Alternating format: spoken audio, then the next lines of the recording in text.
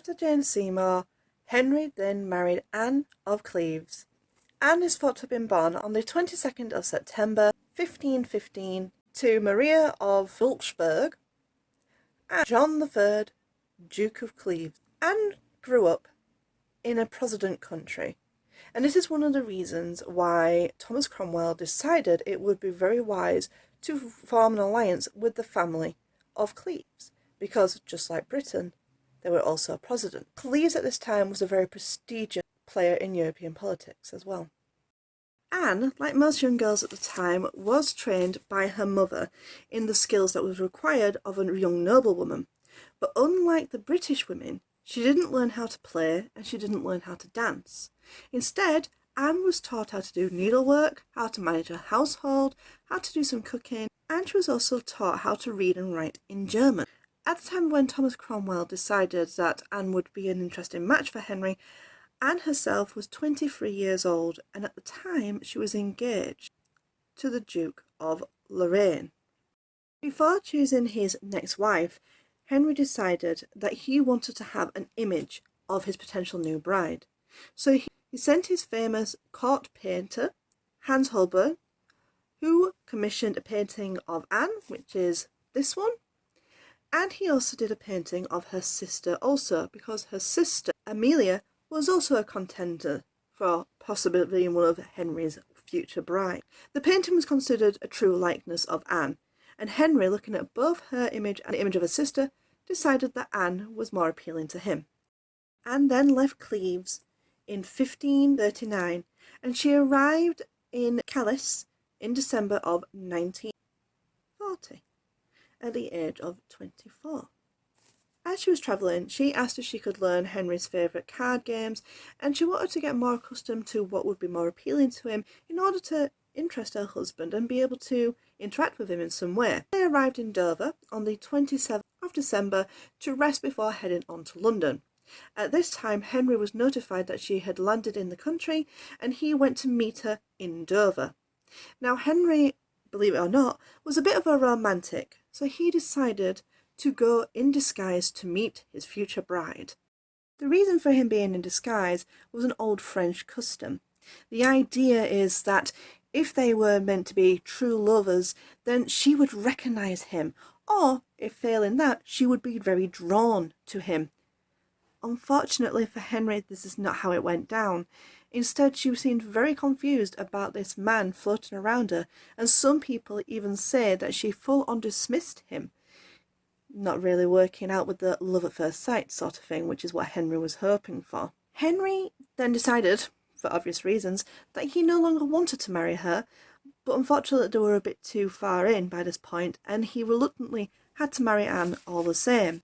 Thomas Cromwell being anxious to not lose the connection between England and Cleves. Very reluctantly, Henry ended up marrying Anne on the 6th of January 1540.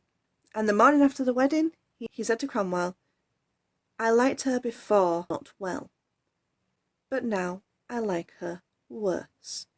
Apparently, he was so repulsed by her that he couldn't even consummate the marriage. He couldn't sleep with her, which we all know is what Henry is very well known for. And to be able to not sleep with his future wife, that is for concern. Obviously, nothing wrong with the king, for one could not implicate that. Clearly, the fault was purely on Anne herself. Just 6 months after the wedding, the marriage was annulled in July 1540. This caused a lot of fear for Anne, for she had known what had happened to his previous wives. She was scared for her position, but she was also scared for her life. She needed a word, though.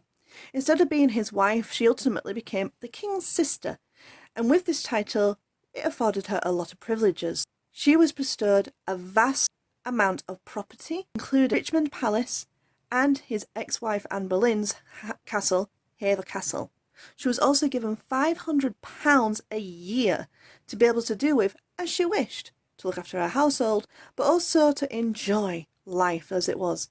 She ultimately became a very privileged, very wealthy young woman, especially at the time of the Tudor era. With her new freedom, Anne indulged in her new life. She attended sport, enjoyed fashion, she enjoyed jewellery, she enjoyed wine, she learnt how to dance, and she also learned how to speak English. She had a good relationship with wife number 5, which was Catherine of Howard, even dancing with her when she went to meet her at Christmas. She also had a very good relationship with Henry's children.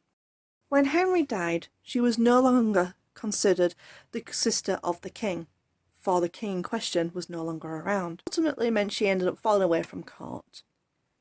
And because of that, she ended up falling into financial difficulties, which resulted in her having to downsize her properties and live a more quiet and simple life. But she did have a good relationship with Henry's daughter, and she also attended Mary I's coronation alongside Mary's half-sister, Elizabeth I. However, she was also potentially involved in a rebellion against Mary, but that's never been proven. After suffering poor health, Anne died on the 18th of July 1557 at Chelsea Manor at the age of 41. Mary had her buried at the high altar in Westminster Abbey, which was a position for kings and queens only. She is the only one of Henry's wives to be buried in that place. And she was buried in a Catholic tradition, which Anne was not Catholic, but that's not the point. The fact that she was positioned at the high altar is in itself a luxury, for no other queen of Henry's was buried there.